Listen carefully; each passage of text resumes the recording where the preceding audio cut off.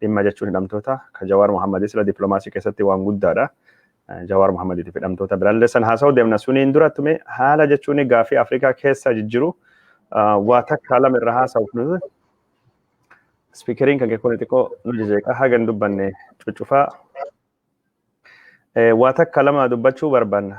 Akkuma isinuu qabdanii waraanni naannoo Tigraahii waraana guddaadha. Dippiloomaasiin Abiyyi sababa waraana kanaati hedduu harkaa faffacahee jira.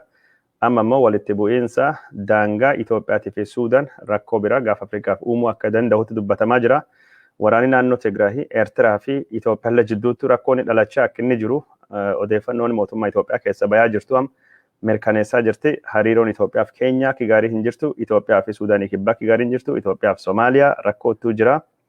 Karaa biraatiin ammoo dhaabbanni waa'ee nageenya addunyaa kana qoratu tokkini kan maqaan isaa International Crisis Group jedhu. Itoophiyaan bara 2021 bakka waraanii keessatti dhalachuu danda'u. Afgaanistaanittu aantee bakka balaan hamaan keessatti dhalachuu danda'u jedhee Itoophiyaa sadarkaa suniin kaa'ee jira. Biyyoota Afrikaa keessa sadarkaa tokkoffaa gubbaa addunyaarra sadarkaa lammaffaa sunittu jira. Maallaqni Itoophiyaa, dinagdeen Itoophiyaa kufaatii hamaa, turizimiin karaa hundaaniyyuu kufaatii hedduutu jira. Hariiroon Ameerikaa fi Itoophiyaa waliin qabdu gaarii miti, ka gamtaa Awurooppaa waliin qabdu gaarii miti, gargaarsira dhaabbatee jira. Kan hundattuu jira. Mootummaan Abiy Ahmedii deeggarsi guddaa inni kan argatu biyyoota Arabaati. Keessattuu Imaaraatii Arabaa, UAE, United Arab Kingdom achirraa argata. United Arab Emirates yeroo ammaan tanatti ammoo Saudi Arabia, Qatar faatii hunduu araaramanii Suudaan duuba dhaabbannaa jedhanii ibsa kallee baasanii jiranii. Kunillee maalii ka jedhullee ilaaluu deemna. Mee eessirraa akka jalqabnu hin beeknu dubbiin akka malee bal'oo seenaa eessin taaseenno.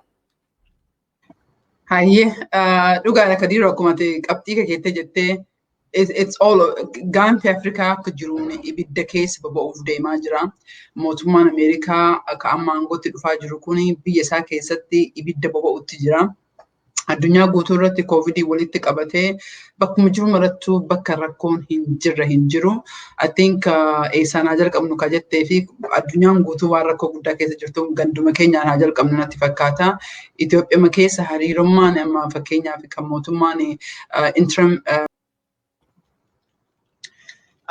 I think that's very interesting because amma yeroo kanatti akkuma duratti kaasnee jenne akkuma yeroo baay'ee dubbattee jettee Westin biyya European qabatee Ameerikaa qabatee Australia qabatee biyyoonni sunniin already dhiibbaa guddaa irratti godhutti jiranii Abiyyiin itti manii jiranii waggaa dabalataa lolli baramin dura karaan deemtu karaa sirrii miti dhiibbaa keessaan godhanii biyyoota xiqqoo malee biyyoonni akka jirtu addunyaa itti maniitiin dhiibbaa godhanii kanaaf Abiyyi as baheetiin mallaqni isaa akka dhufaa jiru waan Middle East biyya Arabaa kanarraa waan ta'eef nuti warra biyya alaatiif gadi hin jennu jedhee kan of tuulee kan maal jedhee kan inni irratti erkatee jedhee biyya Arabaa kana particularly amma UAE bayyaatee jettee lola Tigraay wajjin deemee jedhe kana keessatti droonii kan kenne waa hedduu mallaqa kan godhe waggaa biyyi at least waggaa tokko waggaa kana bara 2020 kana guutuu ka Abiyyiin finance godhaa jiru ka Abiyyiin abdii horachiisee akka inni dhageettii warra Westii irraallee tuffatee akka deemu kan godhe warra Arabaa kana biyya Middle East kanneen particularly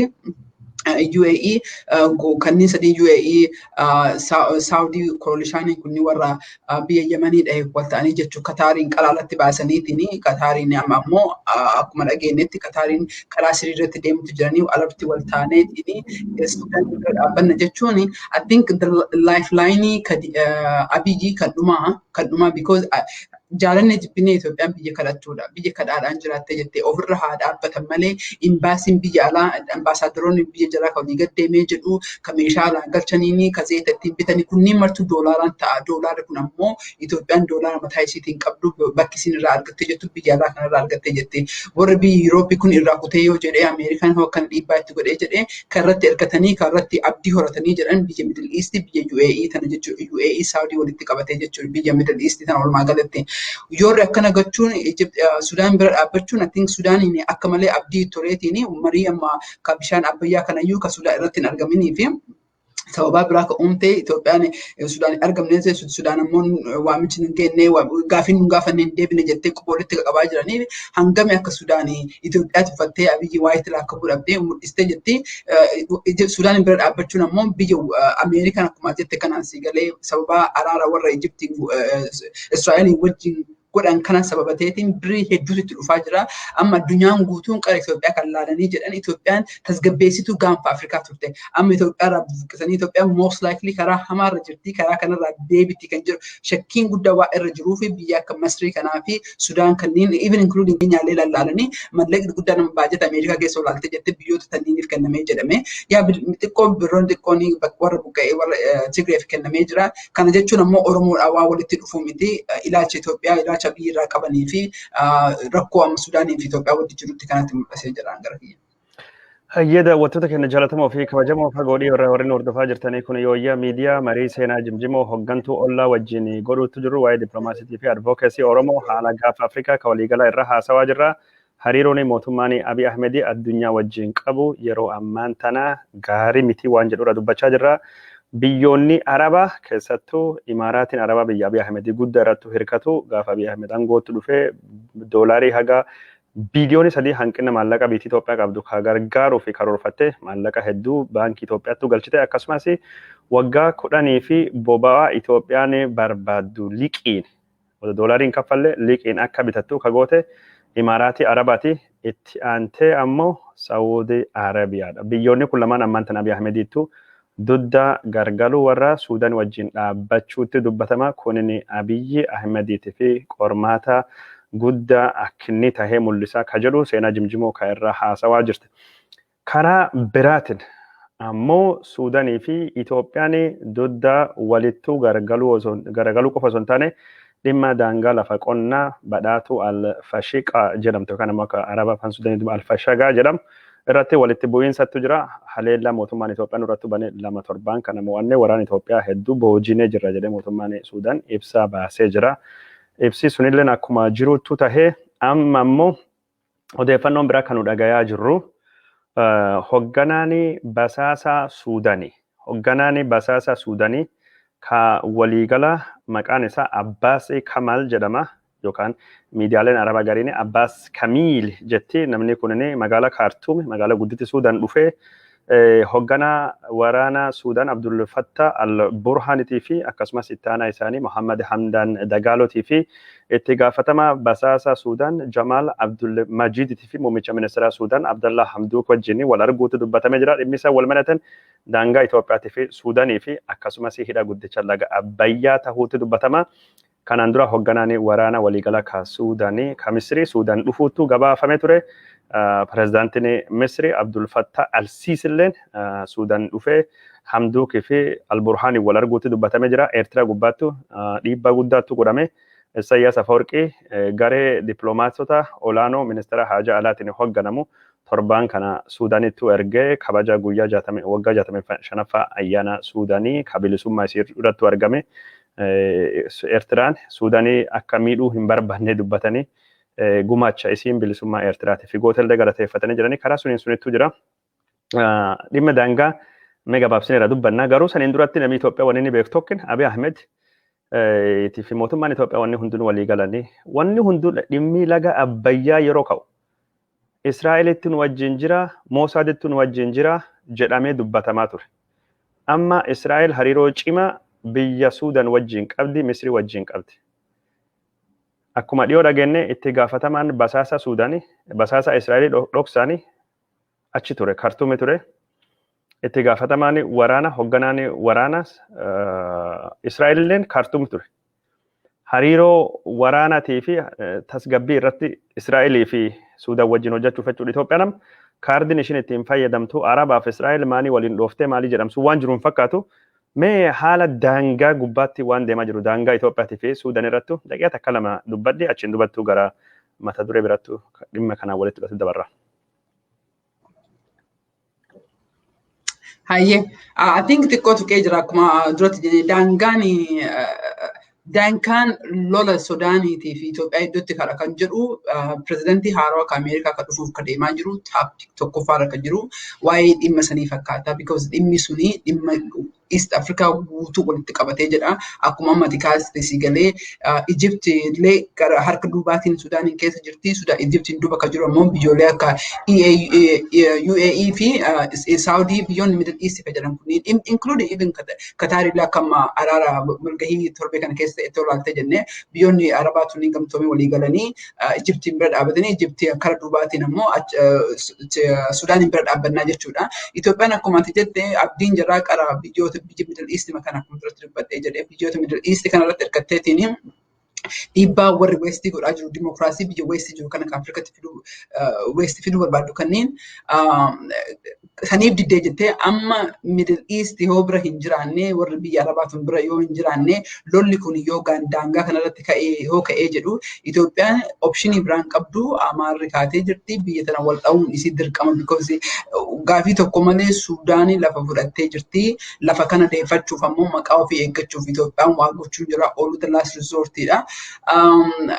I think bakka lafee kokkeedhatti taate natti fakkaate amma biyyi waa'ee kanarratti waa godhuun isaa dirqama.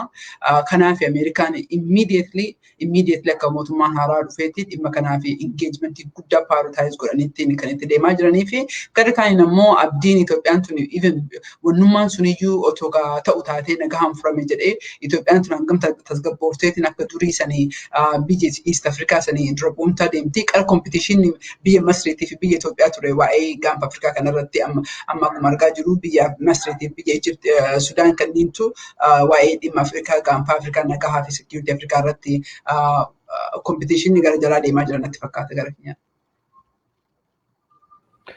Hayyee daawwattoota keenya jaallatamoo fi kabajamoo mariin akkuma itti fufettu jira kan waliin mari'achaa jirru hoggantuu yookaan ammoo daayirektarii dhaabbata advokeesii fi dippiloomaasii Oromoo irratti hojjetu oolla jedhama namni kana hogganu seenaa jimjimooti kana wajjin mari'achaa yookaan ammoo haala dippiloomaasii irratti na waliin haasawaa jiru dhimma Suudaan irrattu dubbannee jirra.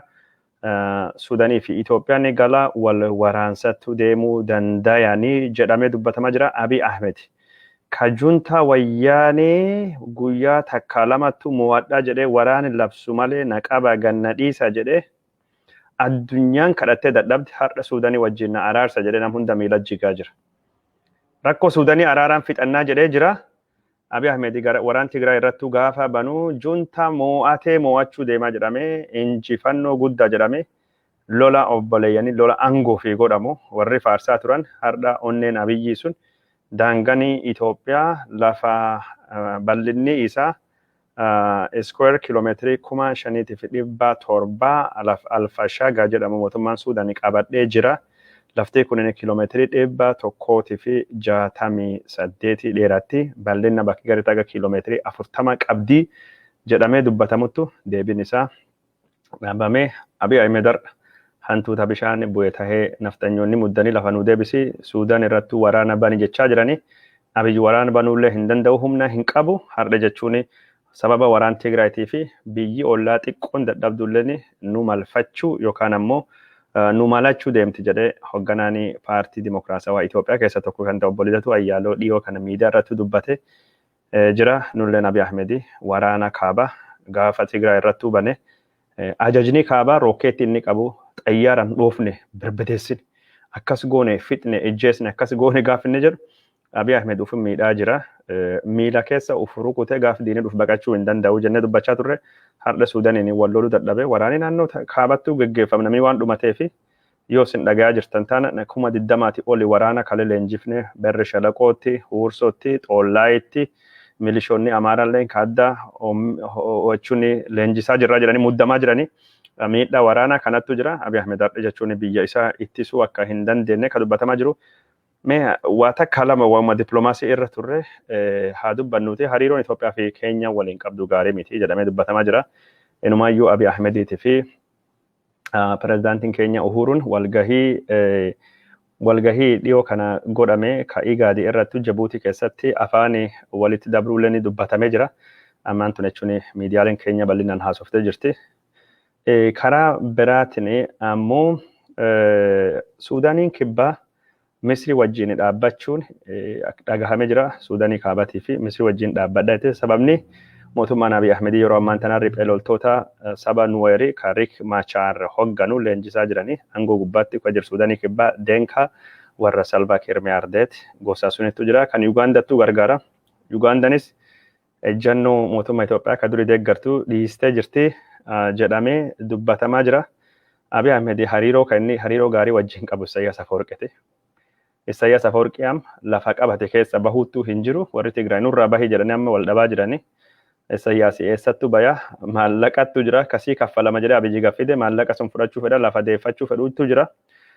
Warri juntaa Tigraay barbaadaa jira lafa maharnaan deebisnee jedhee gaafachaa jira jedhamee dubbatamaa jira akkuma maarii lafa Tigraay qabattee ristii keessaa hin baanu jette. Isaayyaasis ristii keessaa hin bahu jedhee jira fakkaata karaa suniin waan akkasitti deema. Gorsaan Abiy Ahmed Isaayyaas Afeworqi bara darbettu dhimmi Itoophiyaa harka marannee hin teennu nu ilaala. Juntaan wayyaane nagaa gaafa Afrikaatii fi badiidha. Gaafii sabaa fi sablammii Federeeshinii Itoophiyaa kan jedhamu ni balaaleffadha. Bara 2020 kan 21 Itoophiyaa wanni filannoo gootuufillee naa hin galu. Abiyyi amaanaan kennameef itti fufsiisu malee biyya nyaattee dhudda hin quufne keessatti filannoon maaliif barbaachisaa jedhee dubbatee jira. Mee waan kana irratti jechuun hariiroon Itoophiyaatii fi Eertiraallee jechuun hammaachuu deemtillee jira. Suudaanii kibbaa wajjin waan jirutu jira. Taqee takka lama kan irratti dubbadhe bira tarree mata duree guddaa bira qabnutu jira achi dabarra. I think tutee fidee jirta.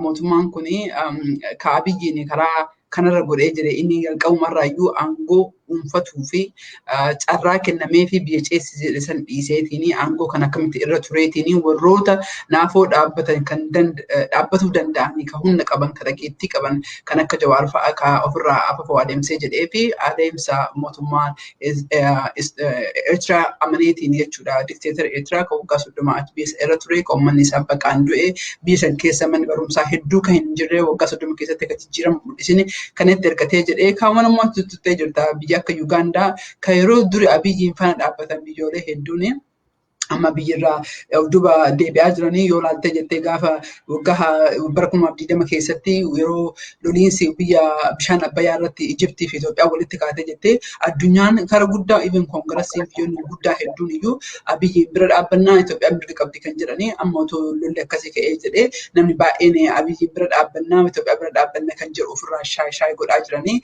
Hariiroon ati kaasee Itoophiyaa fi Keenyaan qabdu ammoo saawur ta'ee dhufaa jira. Itoophiyaaf Keenya qofa osoo hin ta'in akkuma dura maalidha Somaaliillee hariiroo warra Somaaliillee biyyoonni akka jiru ollaa san kan jiran kan qara durii Itoophiyaa faana deeman kan qora Itoophiyaan liid gootu kan Itoophiyaan yoo humna qabdu beektaa gariin silaalee sumaatti sodaateetiin si faana deemee jedha. Gariin ammoo si jaalatee si jalatti dahatuu sitti barbaadee jedha. Gariin ammoo si galee waliin mucha agriimantiif deemee jedha. Kanneen marti amma Itoophiyaan Abiyyi akka biyya san ceesisuu hin danda'u ofiisaatillee fudhatama dhabee jira. Keessaa diina qabaa, alaa diina qabaa, biyya fagoorraa qarqaarsa hin qabu. Kanaafiyyuu isatti ergachuun bu'aa waan hin buusneef waraana ofii Itoophiyaa keessa erganii ajjeesisiisu maqaa waraana ofiitiin akka amma Ijipti amma walaaltee jettee Eertiraan liigii Arabaa keessa jirti biyyoonni itti dhiibutti jiranii akka Eertiraan dhimma kana keessaa baatee jettu. Eertiraan ammoo akkuma ati jette sigalee kana dhiiga nama baay'eetti jisitee jirti biyya san horartee jirti otoo kanfaltii tokko malee otoo bu'aa kan argatiin biyya san keessaa baateetiin jirti kan jedhu rakkoodhaa biyya san keessa turte ammoo warri Tigree ka Abiyyi bakka buusee jedhee ka Abiyyi fi ergamanii ka achitti dhufanii interim mayor ta'ee uummata jaraa dubbataa jiran TPLF fi batoon ta'in uummata jaraa lafti jaraa weeraramtee jirti. Biyya san keessatti nagaa bulchuu fi waraanni alaa kan ta'e waraanni Itoophiyaa kan hin ta'in biyya san keessaa haa ba'u gaafii sirrii gaafatanii Abiyyi warra kana ammoo humna qaba humnaan baasaa warra Suudaanii kana humna qaba humnaan baasaa warra amma daangulee kaawwan karaa Somaaliitii fi gara Keenyaallee yoo ta'e akka durii sanii Itoophiyaan dhadheetiin nama keenya nama keenya iyyuu laalte jettee miitii kan jedhu biyyoota hedduu amma vaaliin Itoophiyaa akka malee gadi bu'ee waan dhufee fi akka leenca jaarii kanatti biyyoonni ilaalaa jirti natti fakkaata gabaabinnaanii tuffii irratti argama. Because Itoophiyaan ofiyyuu bulchuu hin dandeettu biyya biraa ceetee nama miiti kan jedhu ammallee hanga ta'ellee ta'uu nama qabdi. Kana ammoo akkuma agarru biyya Suudaanii irraa si galee taakkuu takka harka waa sochootee jennaaniin waraana sitti bannaa kan jedhu sodaachisaa jiran biyya weeraraniitiin kun ammoo biyya keessaa ammoo biyyoota warroonni Amaaraa warroonni naftanyaan kakalee harka dhahanii waraana obboleeyyan irra barsiisanii nama miiliyoona 2 buqqisanii nama 10,000 kan ta'u kan ajjeessanii kuwwan ammoo waraana hedduutu dhabee jira Itoophiyaa hin dubbatan malee namni dhumee jira lafatti waraana san keessatti mootummaan Tigraay kakalee aangoorraa bu'e ammoo amma qophii fixeetiin ji'a kana dhumarratti jalqabeetiin I think qara ofirraa eeguu qofa amma ammoo offensive defensive bira dabraniiti offensive waan qophaa'aa jiru fakkaatu so I don't know gara kaaniin ammoo abiyyi filannoo itti fufa jedhee jira samiin dhufii ardaan dhufii bakka rakkoo hedduu jira fakkaata kadeeru. Hayyee daawwattoota keenya jaallatamoo fi kabajamoo mariin keenya itti fufee jira amma dhimma guddaa tokko irra geenne jirra dhaabbanni haala nagayaa biyyoota jidduu jiru yookaan ammoo rakkoo biyyoota keessa jirtu qoratu International Crisis Group dhaabbata jedhamu tokkotu jira kateessuun isaa Beeljeemii ta'e bara 2021 biyyoonni balaan gurguddoon yookaan ammoo waraanii keessa dhalachuu danda'an jedhe biyya 10 tarreessee jira.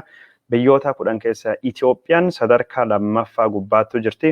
Maddi rakkoo guddaanii tokkini Afgaanistaan ta'aa sababa Talibaaniitii fi akkasumas rakkoolee biyyi sun qabdu ka siyaasati. Kaan ammoo maddi rakkoo guddaan Afgaanistaanittu aane addunyaa kanaaf bara 2021 Sooriyaa miti, Yemenii miti, Iraaqii miti, Liibiyaa miti, Soomaaliyaa miti, Suudaanii miti yookaan ammoo Central African Republic miti. Biyyoota nu jeequmsaan beeknu Chaadii miti. Yookaan ammoo biyyoota akka jechuun Laayiberiyaa Saraaliyoon fa'aa miti. Maddi rakkoo guddaanii addunyaa kana lammaffaan ka waraanii hamaan itti dhalachuu dandayu Itoophiyaadha jedhee barreessa jira International Crisis Group. Waraana naannoo Tigraay kan akka dhalatu yeroo hedduu ibsa baasanii raaganii jiranii barreessa dhaaba kana akka ta'e gaazexeessaa biyya Ingilizaa William Davidson illee mootummaan Itoophiyaa kanaan durattu ari'uun yaadatama. Dhaabbanni kun dhaabbata boordi dhaaba kana keessa namni miseensa tahe ministeera haajaa alaa ministeera muummee Itoophiyaa duraanii obbo Hayilamaariyaam Dassaalenyiiti. Dhaabbanni kun akkasittuu ibsa baasee jira. Kana biraatiin ammoo foreign policy dhaabbanni jedhamu Itoophiyaan Yugoslaaviyaa tahuu deemti. Yugoslaaviyaan biyya jahattu gargari caccabte jahaa ol. Biyya akka Serbiyaa, Montenegro, biyya akka jechuun Bosniyaa, Herzegovina, biyya akka Kosovo, Sloveeniyaa fi Kroeeshiyaa fa'aa taatee jirti ammaan tan. Hireen Itoophiyaalleen haala gosa kanaatiin Yugoslaaviyaa tahuu deema. Abiy Ahmedii kan nagaa buusaa jedhamee badhaasa Noobeelii kennameef biyya Itoophiyaa diiguu deemaa jedhee dubbatee jira. Obbo Lideetu Ayyaaloon Itoophiyaan bakka sadii caccabuu dandeetti jedhee manhidhaa keessa bahee dubbatee jira torbaan kan. Mee yaada gama International Crisis Group haala ammaan tani deemaa jirtu Itoophiyaan Afgaanistaanitti aantee waraanan biyya jechuun hireen waraana itti ka'uu keessa balaan guddaan dhaqqabuu keessa addunyaa gubbaattu lammaffaa jirtu jedhama. Biyya gosuun ka jedhu kana akkamitti ilaaltu seenaa? Dhaabni International Crisis Group akkuma ati jettee dhaaba hedduu dhageettii guddaa qabu, dhaaba hedduu rakkoo jeequmsa istadii godhee beekumsa irraa qabu, neetworkii qabu, gahee dhageettii guddaallee mootummoota addunyaa, mootummoota gamtaanirraa, mootummoota hedduurraa, including Ameerikaa illee qabu jechuudha. Dhaabbolee nuti jala deemaa baanee ilaalaa baanee asiin dura otoo lolli Tigree fi Abiyyi wajjiin bu'ini araarallee kayaalee jedhee tasgabbeessuu waa godhee jedhee Davidson William Davidson. Oduu guddaa tahee wanni dhalachaa jirutu jira.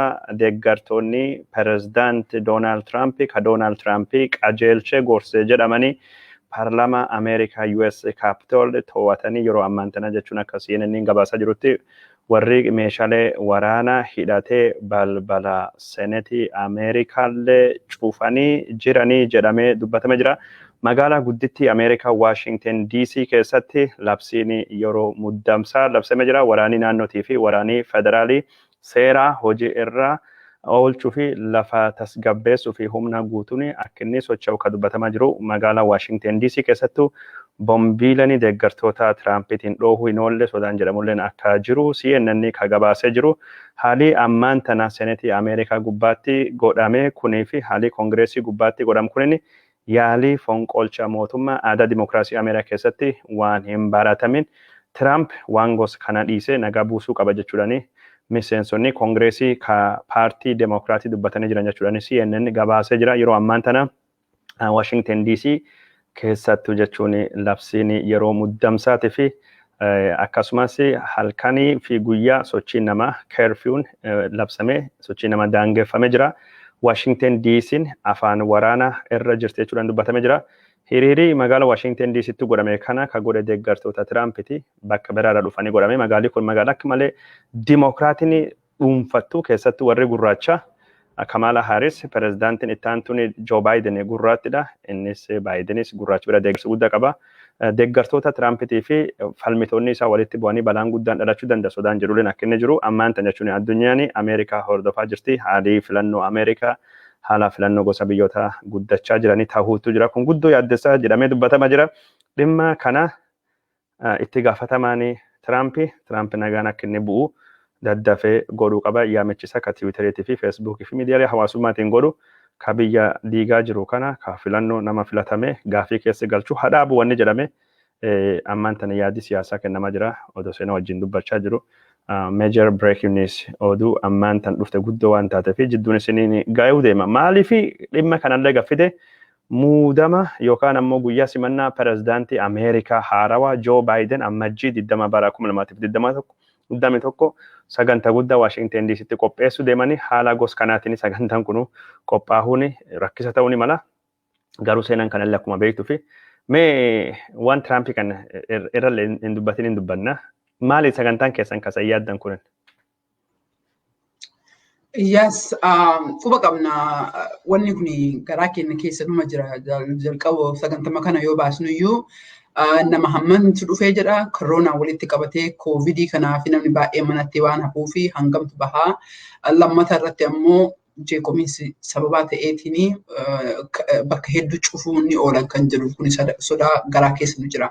Haa ta'u malee sagantaa barnoomaaf 21 irraa jalqabneetiin waa guddaa waa hedduu goggodhuu qabna. Because abjuu sodaatanii fi riba malee hin bulanii Oromoon halkanii guyyaa du'aa jirti, halkanii guyyaa bineensaa nyaatamaa jirti. Yoo ta'e ni yaallaa yoo hin taane ammoo fagoorraa walgeenyeetiin akka sagaleen Oromoo dhageessifantu godhuu qabna kan jedhudha. Karoorri nu goonee jennu yeroo baay'ee hiriira hoo baanu jennu Oromoof walgahee jedha namni hangamtu nu dhagahaa hangamtu sagaleen keenya sun chaanaal ta'eetiin bakka gurra dhaquu qaba dhaqaa jenneetiin shakkii keessa yeroo hedduu waan deemnuuf kuni ammoo kumaatamaan nama ta'u gariin ammoo jibbaa pirezidaantii haaraan filamee fi yookiin ammoo Tiraampiin bira dhaabbatee warra dhufuu fi guun ammoo warra gammachuu ayyaaneffachuu fi pirezidaantii haaraa dhufu kana waa waliin dhufuu fi akka duriillee miiliyoonallee hedduu ta'uu baatee nama 1,100 dhufa jedhamee waan shakkamuu fi kanaafuu qophoofneetiin waa hedduu dalagneetiin Oromoon eenyu President Trump illee President Trump President Biden kan dhufaa jiruufillee rakkoo Oromoo irratti ta'aa jiru keessattuu hidhamtoota walitti qabatee keessattuu Jawaar Muhammad walitti qabatamee waa hedduu dalagnee qopheessinee jirra including tishartii godhachuu waan adda addaa bituus bakka adda addaatti bakka lamatti qophii guddaa qopheessinee jirra. Bakki lamaan kun achi tokko daqiiqaa 6 bakka pirezidaantiin haaraa itti kakaturraa daqiiqaa 6 hangamin seensisanii kan jiru security'n kun akka malee taa'ee jira. Update nu godhaa jiranii hin beeknu namni keenya nu jala deemuu qaba. Kun ammoo bakka tireen irraa bahaniiti yoo ala bahanii bakka gaarii tokkotti sagantaa qopheessinee jira. Kun ammoo namoonni biyya alaatii dhufu hedduun jiraataa DC yoo ta'in jira bakka biraatti kan dhufu karaa irra waan darbuuf flaayeraa fi waan adda addaa tokko akkasumas ammoo bakka namni telefoona isaatiin iskaan godheetiin bakka hidhamtoota Oromoo bakka tiikisiisan kan jedhu websaayitii haarawaa qopheessinee websaayitii kan information kan marattuyyuu ollaa.org irratti argatu. Ollaa afaan Oromootiin ollaa.org yoo jettanii information achirraa argatan jechuudha. Daawwattoonni kan yeroo kaasirra jirtanii yoo ollaa irratti membariin ta'e membarii ta'a. Gariin firiitu jira gariin ammoo birrisa $3 kafattanii jettan membarii $3 yoo kafattanii membarii taatan waa hedduu irraa argattanii yoo hin ta'in ammoo information argatuu fi maaltu deemaa jira maal godhaa jirtanii maal godhutti Oromoo maal godhuu qabna amma gaaffii sirrii akka dhiironni gaafatee sin jedhe haasawuu akkana jijjiiramni dhufatu ta'in maal godhuu qabdanii dhaabbileen Oromoo maal godhuu qaba politikaan Oromoo warra political party Oromoo maal godhu qaba kan jedhu irratti yeroo hedduu achirratti ni argine jenna kanarratti membarii ta'aatiin rakkoon amma jiru kun akkasuma otoo jiru abdeetii achirraa waan erginuu fi yeroo hedduu miidiyaa irratti waan dhufnee carraa wal argannee fi waan nu goonurraa beekuu barbaadanii achirratti membarii ta'a abdeetiidhaaf garuu ammaa fi haadha wal geenne jenne kadiiroo hiriira nagahaa baawamne jira hiriirri nagaa sin tishartiin maach godhuuni haati maach godhuun godhanneetiin akkasumas immoo iskweerii bakka namni telefoonaan iskaan godheetiin websaayitii haarawaa ijaarreetiin akka Oromoon hiikamtu dhimma Jawaariirraa ispeeshaalii atteenshinatti goone dhimma Jawaar jechuun dhimma Oromoo hundaati dhimma nam tokkootti waan hin ta'inii fi qopheessinee jira akkasumas immoo gaaffiin Oromoon eenyu gaaffiin jira hoo maal kan hin jedhu handaa'uuti illee kaachitti uummata karaa deemuuf kenninee jennu waa hedduu taargeeffate qopheessinee jira ispeeshaalii Oromoo naannoo DMV jiran Maryland DC fi Virginia warra jiran kanaa fi guyyaa kana akka ittiin maatanii akka jala deemanii akka dhaggeeffatanii daawwattoonni keenya naannoo san yoo jiraatota kan ta'in Oromoota naannoo san jiraatan nama naannoo san jiraatu hundattiyyuu akka sheer gootan abdiin qaba filaayera keenya illee sheer godhii kadiiru I think this is very important akkuma jirtu dhimmi keenya gadi bu'aa deemaa jira dhimma keenya ulfinneetiin haasaa mari'atamuuf deemu dhufu jala jiratti akkasumas immoo investigeeshina dhiibbamu kanarratti akka gaaffii Oromootti seenu nuti kophaa keenya hin goonaa fi miti Oromoonni martinuu dhaabbilee Oromoo martinuu human rights fi politikaa Oromoo dhimma kana keessa akka hirmaataniif. Ayyee daawwattoota keenyaa jaallatamoo fi kabajamoo marii seenaa jimjimoo hoggantuu ollaa wajjin godhuutu jirra.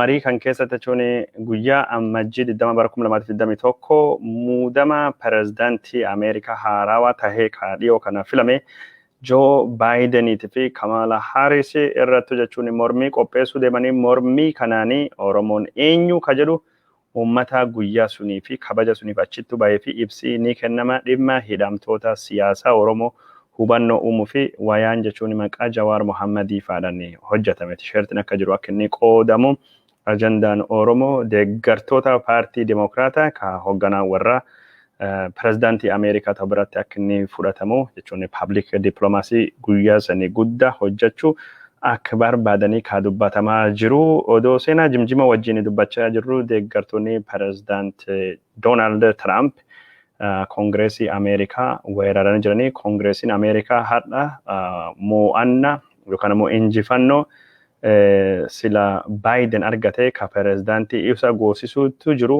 isaanii raggaasisuufi yookaan electoral college sagalee isaanii raggaasisuufi jiru irratti weerarri kun godhame miseensonni Kongireesii achi keessattuu danqamanii kunini ammaan tana jechuun opereeshinii addaa godhameen namni hundinuyyuu karaa nagayaatiin bahanii jira pirezidaantiin Ameerikaa itti aanan Biden Mike Pence achi keessa ture innis jechuun nagayaan achi keessa bahee amma bakka dahannoo isaa kan nageenyi isatti eeggamuttu eegama akka inni jiru ka dubbatamaa jiru guyyaan har'aa kunini guyyaa seenaa qabeessa dimokiraasiin Ameerikaa itti weerarame yaalini fonqolcha mootummaa godhame jechuudhani wanni ammaan tan tayaa jiru ka pirezidaant Trump uummata gara jeequmsatti kakaasisu kun akka isa gaafachiisuu dandayu jechuudhani dubbatamee jira akeekni sila har'aa Kongireesiin Ameerikaa taa'ee injifannoo Joe Biden mirkaneessuu fi yaalame injifannoon isaa sababa weerara Kongireesii irratti godhame kanaan hin lallabamne yookaan ammoo hin labsamne jechuudhani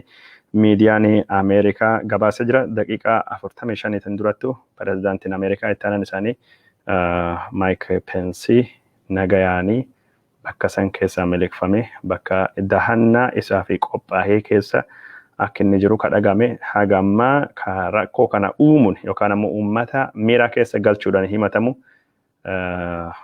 Donald Trump dhimma kanarratti tweet wanni inni godhe yookaan wanni inni dubbate akka hin jirre ka dubbatamaa jiru miseensonni Kongireesii ka Riippaabilikaan gari pirezidaantii filatamaan pirezidaantii Joe Biden pirezidaantii ta'uun qabachuudhaan falmiirra akka turani kadhagame yeroo weeraraa san. Kanattu jira sagantaa jechuun qophaa'ee ka Washington DC ka hidhamtoota siyaasatii fi xiyyeeffannaa uumuu akkasumas ka dhimma Oromoo Ameerikaa wal beeksisuu waan seenaan jimjimoo itti qophoofte kana itti deebine haasofna seenaa bal'inaan. Waraqaa sallee hin qoqoonnaa kanallee bal'inaan haasofna. An gar kiyyaanii fixadhe jira. Mee jechuun daqiiqaa 5 siyaa kennuuti waan feetee haasa'uu feete waan narraa hafee jira.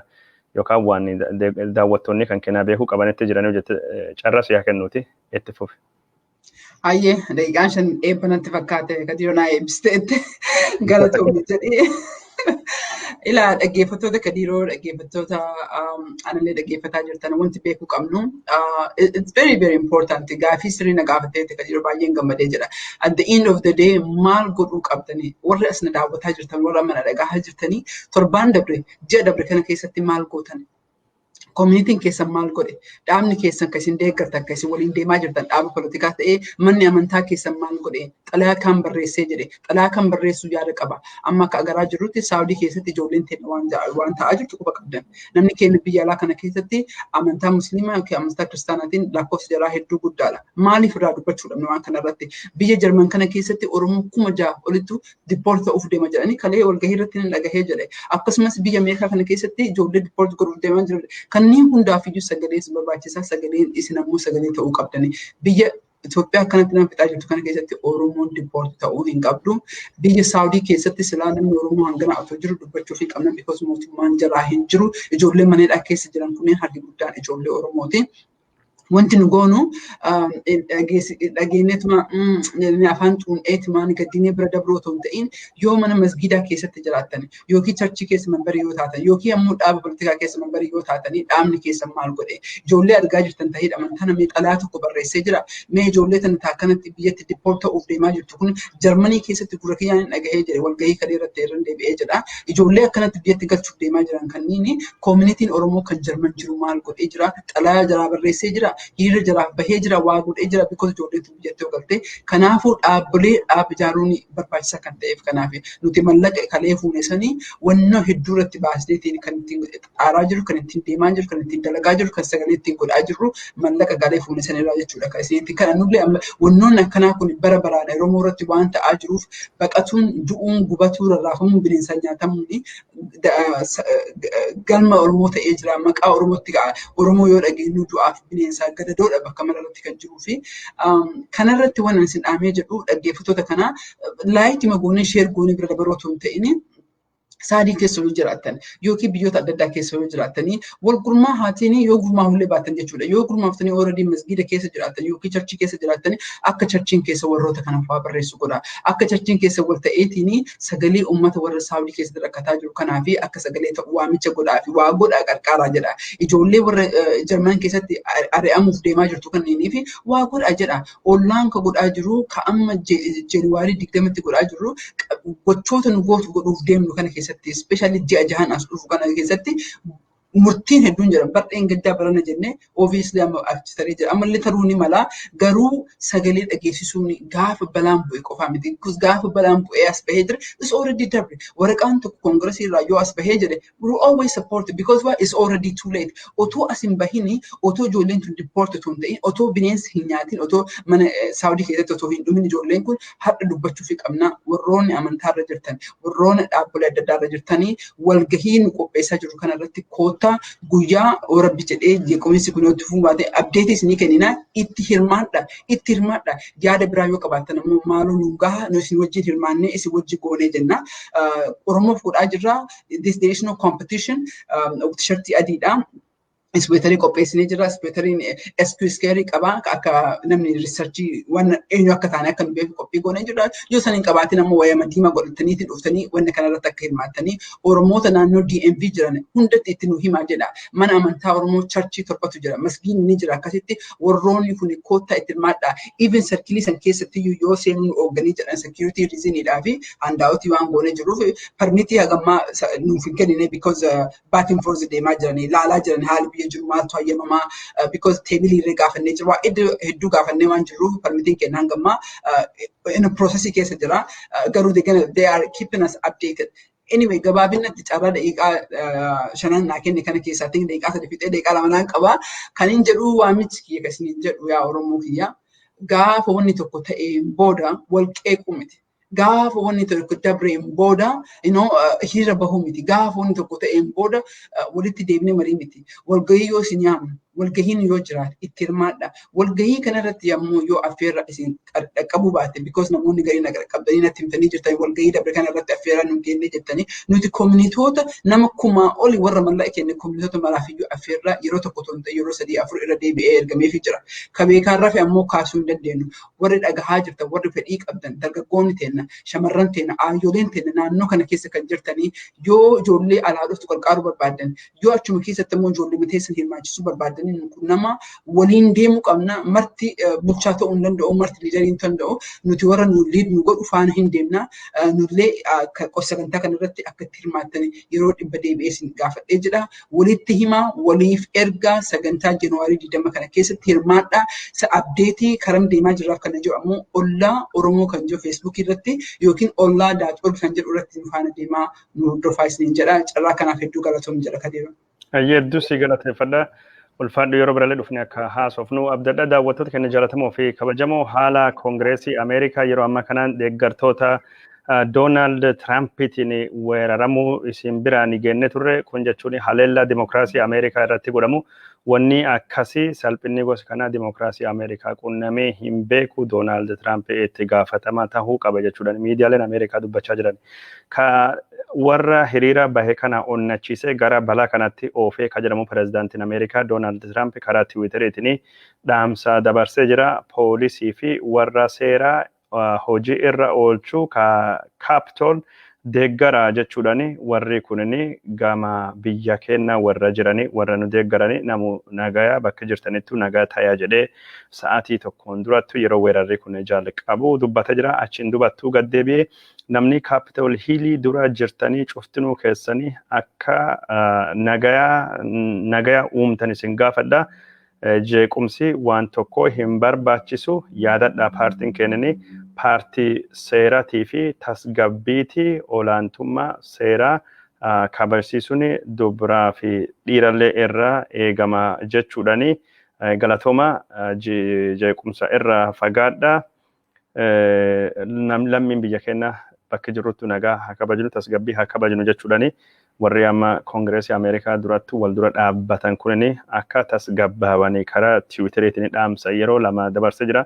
Miidiyaaleen Ameerikaa dhimma kanaanii jechuun yeroo ammaan tana biizii ta'anii jiranii nulleen kafaan deemnee hordofnee isin dhiyeessinu ta'uu asumaan isinitti himna. Sagantaan seenaa jimjimoo faalleen haala kanaan akkamitti akka inni deemu ka hubannee isin biraan gaahuu deemnu ta'uu asumaan isinitti himna. Daawwattoonni keenya jaallatamoo fi kabajamoo warri fagoo fi dhiyoo taatanii sagantaa kan nu hordoftan hedduu galatoomaa warra asitti dhuftan immoo nu qoqqoodanii facaastanii karaa yuutuubiitiin maamila nu godhatanii karaa feesbuukiitiin nu hordoftan illee galata guddaa qabdu sagantaan keenya ka'amma akkasuma seenaa jimjimoo hedduu galatoo.